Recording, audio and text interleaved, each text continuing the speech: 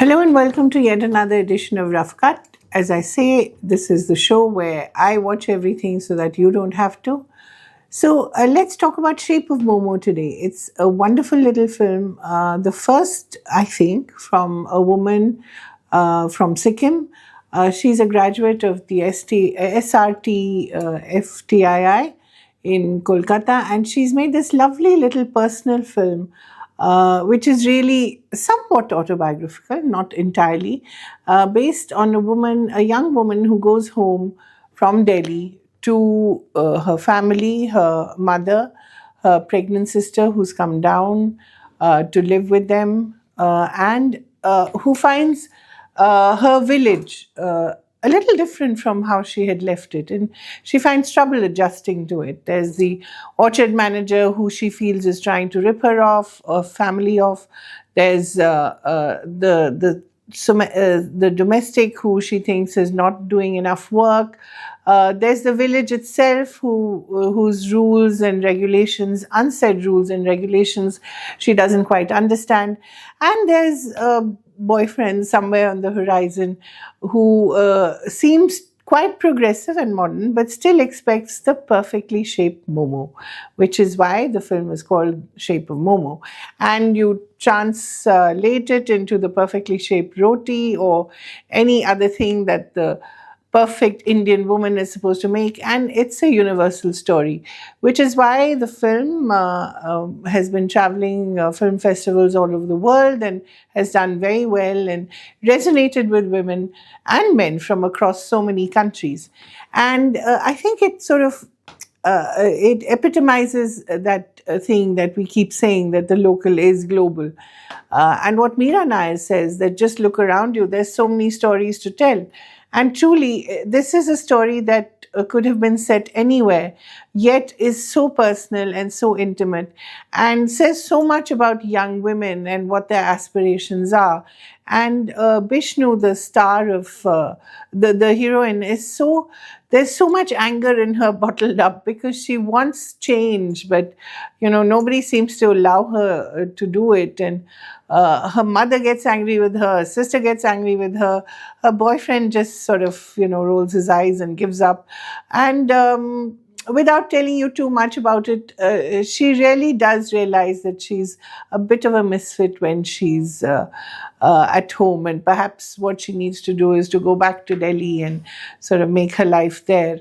I won't tell you how it ends, but it is a movie that you should watch, and a movie that you will like a lot, I think, because it's so gentle and so persuasive, and it sort of steals up on you quietly and grabs you by your heart, and I think you'll enjoy it. The second thing that I'm going to recommend is what I would call a cringe binge. I'm sure you've heard of this phrase before. It's this hate watch, when you like something that's so bad that it's almost good. Yes, we're talking about Desi Bling on Netflix, and what can I say? It has everything that I hate. It has huge cars, huge gems, beautifully manicured and beautifully coiffed women and men, and some of the most outrageous characters. There's a woman who sort of massages her husband's feet for 15 minutes every day that he wakes up. She also cuts and files his nails. This is a fully grown man. And there's another woman who's a sort of a party girl who basically gossips about everyone else and carries tales. They're twins who look like each other, not because they came out that way, but because they're surgically enhanced and say so.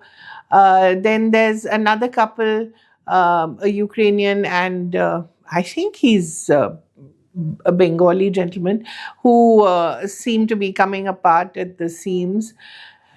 And there is Tejasswi, Prakash and Karan, Kundrra, the big boss contestants and the TV stars who come to Dubai to ostensibly make it their home. I'm sure they're back, given the state of Dubai now. And somehow there's this display of wealth, which I just actually find quite vulgar. And the aesthetic is so over the top that it never quite is used in irony. It's just obscene, and it's just so in your face. There's the aforementioned couple, as I said, the wife who presses her husband's feet every morning. Oh, what an example. Who declares quite casually in the first conversation she has with Tejasswi and Karan that she has 40 kilos of gold. I mean, yeah, I think there are people who do that, but I suppose this is telling us how the 1% lives, and it's not a very happy situation, at least not for the 99% of us. And given the kind of austerity that we're being asked to live with, I wonder whether this kind of thing is watchable because it's purely vicarious and it's a lifestyle we can never afford, or it's just something that is going to make us feel so envious that we want to smash the television screen or the computer screen, depending on what you're watching your Netflix on. There are yacht parties with I think what looks like Ukrainian women wearing very tiny clothes. There's a holy party with everyone dressed in white where nobody actually throws color at anyone else because the clothes are way too expensive.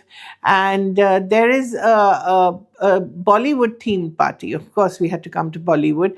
There are a couple of Bollywood actors walking in and out of the scene as well, but not anyone worth mentioning.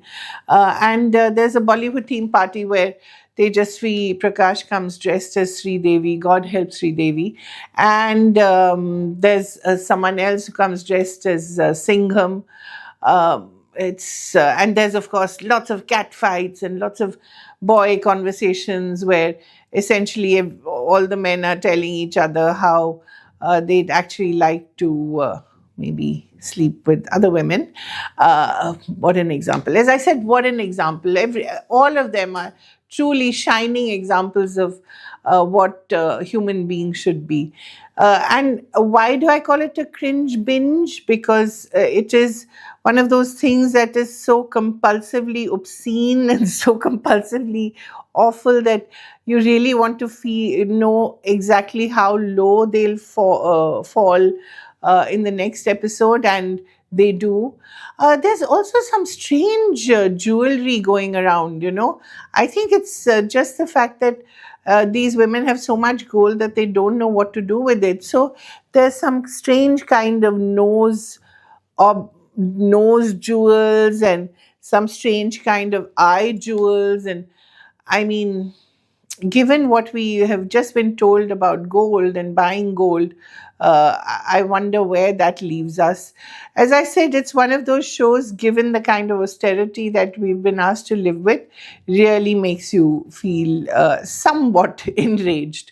So that's Desi Bling for you this week, for a glimpse of the life that you could lead if you were a real estate developer, a woman who likes to live off some rich men, a Ukrainian model, or Karan, Kundrra, and Tejasswi Prakash.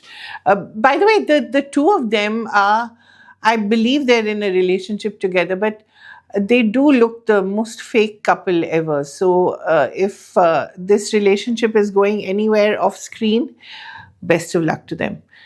So Desi Bling and Shape of Momo, which is of course a lovely little film that you ought to watch, and the kind of films, please, if you don't watch them, who will?